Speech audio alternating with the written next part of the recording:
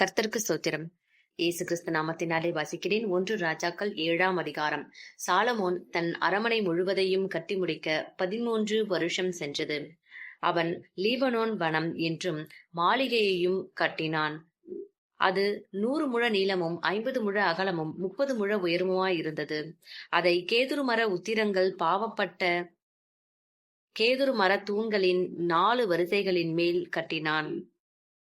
ஒவ்வொரு வரிசைக்கு 15 தூண்களாக 45 தூண்களின் மேல் வைக்கப்பட்ட உத்திரங்களின் மேல் கேதுருக்களால் மச்சுப்பாவி இருந்தது. 3 வரிசை ஜன்னல்கள் இருந்தது.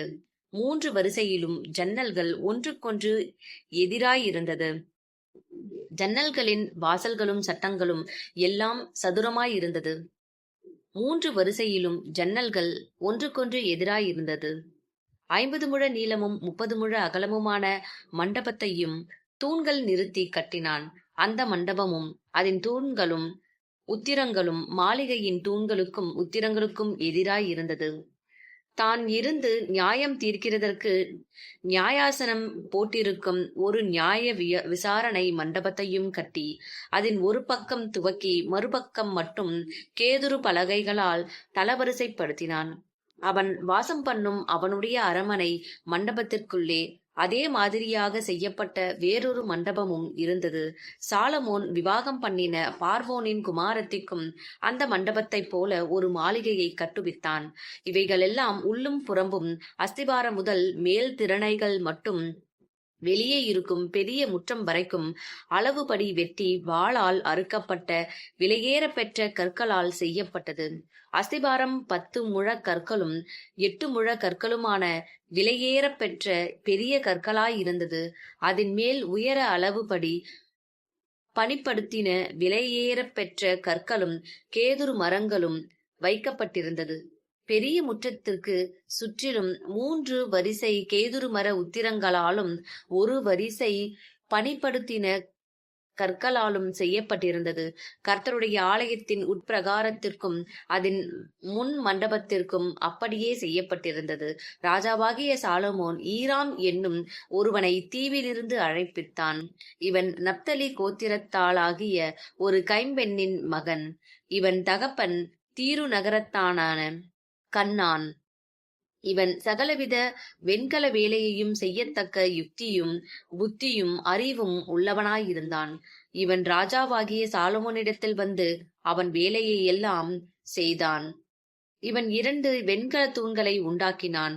ஒவ்வொரு தூண் 18 முழ உயரமும் ஒவ்வொரு தூணின் சுற்றளவு 12 முழ நூலளவுமாயிருந்தது.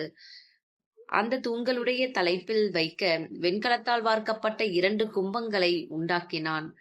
ஒவ்வொரு கும்பமும் 5 முழ உயரமுமாயிருந்தது. தூண்களுடைய முனையின் மேலுள்ள கும்பங்களுக்கு வலை போன்ற பின்னல்களும் சங்கிலி போன்ற தொங்கல்களும் ஒவ்வொரு கும்பத்திற்கும் எவ்வேறாக இருந்தது. தூண்களை பண்ணின விதமாவது, தலைப்பின் மேலுள்ள கும்பங்களை மூடும்படிக்கு கும்பங்கள் ஒவ்வொன்றிலும் பின்னலின் மேல் சுற்றிலும் 2 வரிசை மாதளம்பழங்களை செய்வித்தான். மண்டபத்தின் முன்னிருக்கும் அந்த தூண்களுடைய தலைப்பின் மேலுள்ள கும்பங்கள் லீலி புஷ்பங்களின் வேலையும் 4 முழ உயரமுமாயிருந்தது. 2 தூண்களின் மேலுள்ள கும்பங்களில் செய்யப்பட்ட பின்னலுக்கு அருகே இருந்த இடத்தில் விம்மிய 200 மாதளம்பழங்களின் வரிசைகள் சுற்றிலும் இருந்தது. மற்ற கும்பத்திலும் அப்படியே இருந்தது. அந்த தூண்களை தேவாலய வாசல் மண்டபத்தில் நிறுத்தினான். அவன் வலதுபுறத்தில் நிறுத்தின தூணுக்கு யாகின் என்றும் இடதுபுறத்தில் நிறுத்தின தூணுக்கு போவாஸ் என்றும் பெயரிட்டான். தூண்களுடைய சிகரத்தில் லீலி புஷ்ப வேலை செய்யப்பட்டிருந்தது.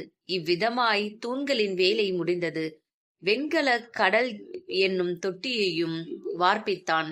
சுற்றிலும் சக்கராகாரமான அதனுடைய ஒரு விளிம்பு தொடங்கி மறு விளிம்பு மட்டும் அகலம் 10 முழமும் உயரம் 5 முழமும் சுற்றளவு 30 முழ நூலளவுமாயிருந்தது.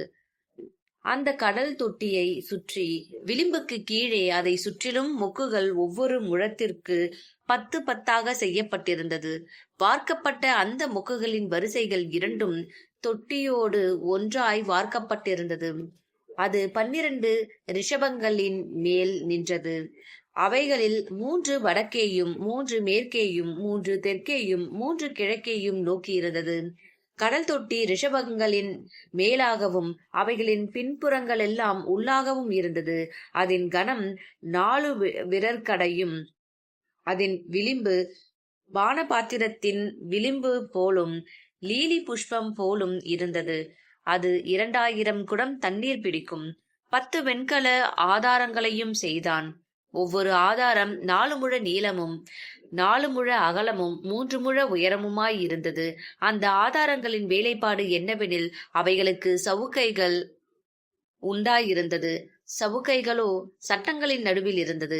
சட்டங்களுக்கு நடுவே இருக்கிற அந்த சவுக்கைகளில் சிங்கங்களும் காளைகளும் கேருபீன்களும் சட்டங்களுக்கு மேலாக ஒரு திறனையும் சிங்கங்களுக்கும் காளைகளுக்கும் கீழாக சாய்வான வேலைப்பாடுள்ள ஜலதாரைகளும் அதனோடே இருந்தது. ஒவ்வொரு ஆதாரத்திற்கு 4 வெண்கல உருளைகளும் வெண்கல தட்டுகளும் அதன் 4 கோடிகளுக்கு அச்சுகளும் இருந்தது. கொப்பரையின் கீழிருக்க அந்த கொம்பைகள் ஒவ்வொன்றும் வார்ப்பு வேலையாக ஜலதாரைகளுக்கு நேராயிருந்தது. திறனைகளுள்ள அதன் வாய் மேலாக 1 முழம் உயர்ந்திருந்தது. அதன் வாய் 1.5 முழ சக்கராகாரமும் தட்டையுமாய் அதன் வாயில் மேல் சித்திரங்களும் செய்யப்பட்டிருந்தது. அவைகளின் சவுக்கைகள் விருத்தாமாயிராமல் சதுரமாயிருந்தது. அந்த 4 உருளைகள் சவுக்கைகளின் கீழும் உருளைகளின் அச்சுகள் ஆதாரத்திலும் இருந்தது. ஒவ்வொரு உருளை 1.5 முழ உயரமாய் இருந்தது. உருளைகளின் வேலை இரதத்து உருளைகளின் வேலைக்கு ஒத்திருந்தது. அவைகளின் அச்சுகளும் சக்கரங்களும் வட்டங்களும் கம்பிகளும் எல்லாம் வார்ப்பு வேலையாய் இருந்தது. ஒவ்வொரு ஆதாரத்தினுடைய 4 கோடிகளிலும் ஆதாரத்தில் இருந்து புறப்படுகிற 4 கொம்மைகள் இருந்தது. ஒவ்வொரு ஆதாரத்தினுடைய தலைப்பிலும் 1/2 முழ உயரமான சக்கராகாரமும் ஒவ்வொரு ஆதாரத்தினுடைய தலைப்பின் மேலும் அதிலிருந்து புறப்படுகிற அதன் கைப்பிடிகளும் சவுக்கைகளும் இருந்தது. அவைகளில் இருக்கிற கைப்பிடிகளுக்கும் சவுக்கைகளுக்கும் இருக்கிற சந்துகளிலே கேருபீன்கள் சிங்கங்கள் பேரிந்துகளுடைய சித்திரங்களை தீர்த்திருந்தான். சுற்றிலும் ஒவ்வொன்றிலும் ஜலதாரைகளிலும் இருக்கும் இடங்களுக்கு தக்கதாய் செய்தான். இந்த பிரகாரமாக அந்த 10 ஆதாரங்களையும் செய்தான். அவைகளெல்லாம் ஒரே வார்ப்பும் ஒரே அளவும் ஒரே வித கொத்து வேலையுமாயிருந்தது. 10 வெண்கல கொப்பரைகளையும் உண்டாக்கினான். ஒவ்வொரு கொப்பரை 40 குடம் பிடிக்கும். 4 முழ அகலமான ஒவ்வொரு கொப்பரையும் அந்த 10 ஆதாரங்களில் ஒவ்வொன்றின் மேலும் வைக்கப்பட்டது. 5 ஆதாரங்களை ஆலயத்தின் வலதுபுறத்திலும் 5 ஆதாரங்களை ஆலயத்தின் இடதுபுறத்திலும் வைத்தான்.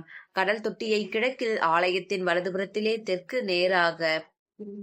தெற்குக்கு நேராக வைத்தான். பின்பு ஈராம் கொப்பரைகளையும் சாம்பல் எடுக்கிற கரண்டிகளையும் கலங்கங்களையும் செய்தான்.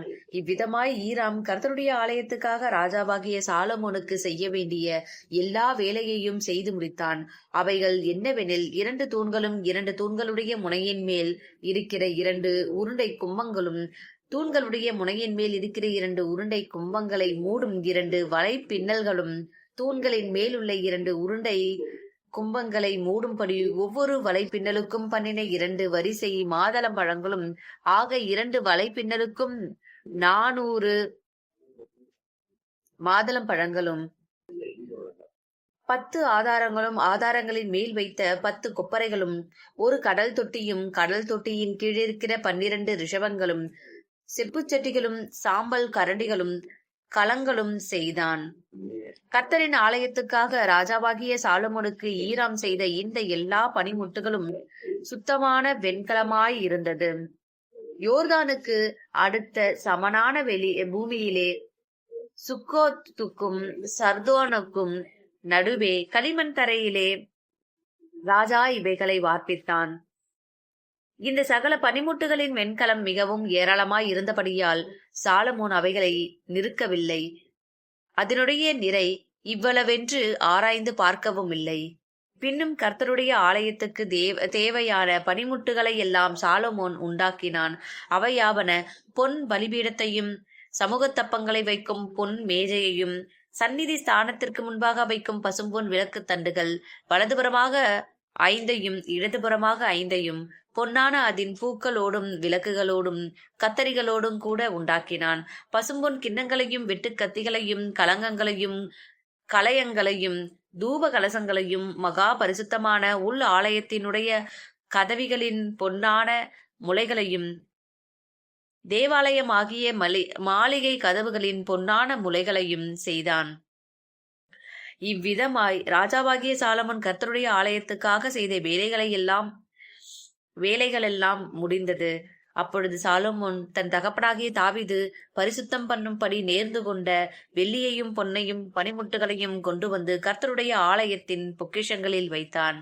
ஆமேன்.